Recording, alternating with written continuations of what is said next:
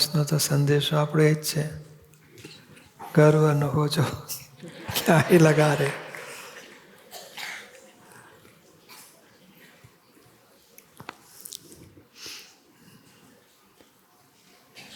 હું કરું છું, તું કરે છે, તેવો કરે છે. એક ખલાસ થઈ જવા. ના કીધું હું શુદ્ધાત્મા છું, તું શુદ્ધાત્મા છે, તેવો શુદ્ધાત્મા. એ આવી જવું છે.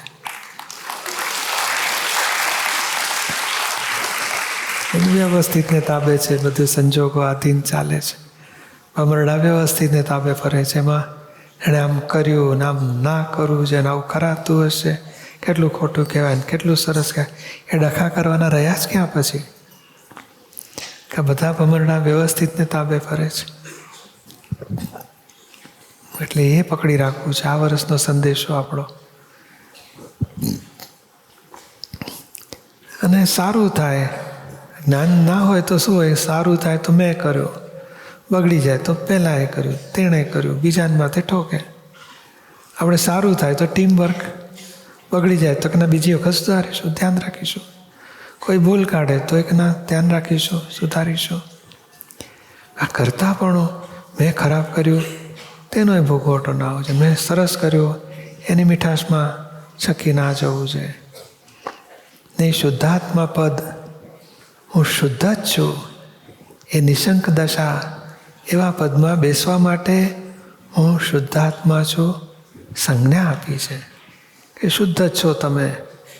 ખરાબમાં ખરાબ કામ થાય પ્રકૃતિથી, સારામાં સારું કામ થાય પ્રકૃતિથી. હું કંઈ જ કરતો નથી, હું શુદ્ધાત્મા જ છું. એમાં જ આવી જવાનું. અને આપણી સમજમાં ફિટ કરી લેવાનું. પહેલાં કઈ રીતે આ ચાલી રહ્યું છે, હું ખરેખર કોણ છું. પછી ધીમે ધીમે દરેક સવારથી રાત સુધીના દરેક પ્રસંગમાં જાગૃતિ ગોઠવવાની. નહીં, આવી જબરજસ્ત શિબિર થાય, પારાયણ થાય, પછી કહે છે 10 દાડા 15 દાડા જાગૃતિ સરસ રહી. પછી ધીમે ધીમે ધીમે ધીમે ધીમે ધીમે જાગૃતિ વધતી જ ગઈ કે ના ઘટતી ગઈ? ઘટતી ગઈ. શાથી ઘટતી જતી હશે? તું જલ્દી કર ને, આ કામવાળી ટાઈમે આવતી જ નથી, હું તો થાકી ગઈ. કે એ બોલ્યા ને જેટલા શબ્દો, હું કરું છું, તે કરે છે, તેવો કરે છે. એક આમ ના કરવું જોઈએ. મોડા આટલા બધા આવો છો, વહેલા આવો. છોકરાઓ ઘરમાં તારા પપ્પા કેટલી ચિંતા કરે. એ કરે ને કરું ને તું કરે ને તે કરે ને, એ જેટલા વાક્ય બોલાય છે ને એ જાગૃતિને ખાયા જ કરે.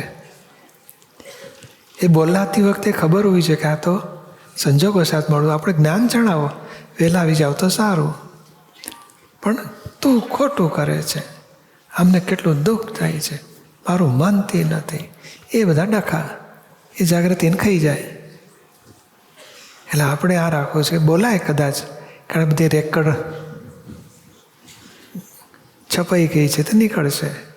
અંદર પૂછતા જવાનું કે સંજોગો સાથ મોડું થાય, ટાઈમે આવો તો સારું, આવું કરવું જોઈએ, મારી ઈચ્છા કરી, ના થયું તો ભાઈ જુઓ, બીજી વખત બીજી ધ્યાન રાખીશું. પણ સમજ, જ્ઞાન આપવાનો અધિકાર છે. આવું કરો, આવું ન કરો, આગ્રહ રાખવાનો અધિકાર નથી. કારણ એ પરસત્તામાં છે, પરાઈ સત્તા આ કામ ચાલી રહ્યું છે. એની ઈચ્છા હોય કરવું જોઈએ, પણ સંજોગ વસાત મોડું એ થાય. માટે આપણે ગુનેગાર જોવા નથી કોઈને.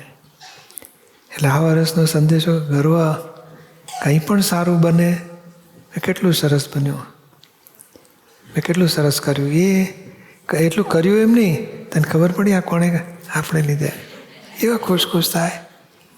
અરે આટલું બધું તો આ આપણે મહેનત ના કરી હોત ને આટલું બધું ના થાત. કહેશે આપણે એમ થાય કે દાદાનું બગડવું ના જોઈએ, પણ તને કોણે માથે ચડાય છે? પણ એ અહંકારનો ધંધો જ આ છે. સારું થાય તો મેં કર્યું, ખરાબ થાય તો કોકને માથે ઢોળી દે. અને એ વસ્તુ મોક્ષ માર્ગમાં મોટા મોટું બાધક કારણ છે. વ્યવસ્થિત કરતા અને હું શુદ્ધાત્મા એ રહેવું જોઈએ. હું શુદ્ધાત્મા, તું શુદ્ધાત્મા ને તેવો શુદ્ધાત્મા એ રહેવું જોઈએ. અને આ કરે છે, તે કરે છે, તેઓ કરે છે, વ્યવસ્થિતને તાબે છે. કોઈ કરતા નથી, એ રહેવું છે. એટલે દાદા કહે ને અમને શું દેખાયા કરે? પોતે કોણ છે દેખાયા કરે, શું બની રહ્યું છે દેખાયા કરે, અમને કોઈ કરતા ના લાગે. આ પૂતગલ કેવી રીતે ફરી રહ્યું છે એ જોયા કરીએ, અને પોતે શુદ્ધ આત્મા છે એ જોયા કરીએ. આ શુદ્ધાત્મા અને પ્રકૃતિ એટલે પૂતગલ.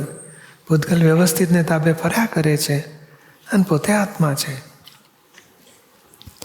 અને એ દ્રષ્ટિ રોજ હેન્ડલ મારીને ગોઠવ્યા કરવાની સવારથી રાત સુધીના. તો જાગૃતિ ખીલ્યા જ કરશે, વધશે વધશે, ખૂબ વધશે. આજ બે જ આપણી નવા માણસને આવે ને તો આટલી જ વાત સમજણ પાડીએ, તમે ખરેખર તમે કોણ છો, આ બધું કોણ કરે છે. અને ઠેઠ કેવળ જ્ઞાન થતાં સુધી આ જ જાગૃતિ વધારવાની છે. હું કોણ છું ને કરે છે કોણ, તું કોણ છે ને કરે છે કોણ, તેઓ કોણ છે ને પોતે કરે છે કોણ. એટલે આ જાગૃતિ રોજ 5-10 મિનિટ કાઢવાની. ક્યાં ચૂક્યા?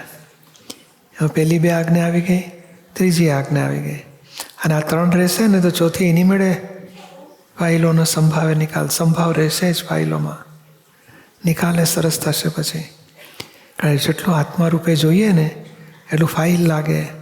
ફાઇલ માટે સંભાવ, આત્મા દ્રષ્ટિ રહેવાથી ફાઇલ માટે સંભાવ રહેવાનો છે. 5 આજ્ઞા પાડીએ એટલે કર્મ ખાલી થતું જાય, મોક્ષ માર્ગે આગળ વધાતું જાય. સરસ નિશ્ચય કરીએ નવા વર્ષ માટે કે આજ્ઞામાં રહીશું. અને આજ્ઞામાં રહેવાનો નિશ્ચય આપણે કર્યો જ છે, પહેલું સ્ટેપ. આ બીજું સ્ટેપ, આજ્ઞા ક્યાં, કઈ રીતે આજ્ઞામાં રહેવાય એ વિગત રોજ 5-10 મિનિટ કાઢવાની. કઈ રીતે આજ્ઞા, દરેકને શુદ્ધાત્મા સ્વરૂપે જો, બન્યું એ વ્યવસ્થિતને તાબે છે, બગડ્યું એટલે સારું બગડ્યું, ખરાબ બગડ્યું, થયું ના થયું, મોડું થયું, સરસ થયું, વ્યવસ્થિત ફાઇલ છે. કામ એ ફાઇલ છે, વ્યક્તિ એ ફાઇલ છે. ફાઇલ 1 સંભાવે નિકાલ કરવો છે. આજ્ઞા પાડીશું, રોજ નક્કી કરવાનું કઈ રીતે આજ્ઞા પાડીશું, વિગત સમજી લેવાની. જેટલી વાર ચૂકાય એટલી વાર પાછું રીસેટ કરવાનું. અને આજ્ઞા ચૂકાવડે છે કોણ? ક્રોધ, માન, માયા, લોભ, ધાર્યો કરવો, મોહ, વિષય, એ બધું આજ્ઞા ચૂકાવડાવે છે. હૂંફ, ગર્વરસ, બધું તે પાછું રીસેટ કરવાનું. દોષોનું રક્ષણ નહીં કરવાનું. રોજ 5 આજ્ઞા ક્યાં ચૂકાય ચેક કરીશું ને રીસેટ કરીશું તો આવતી શિબિર સુધીમાં તો જાગૃતિ ટોપ પર ચડી જશે.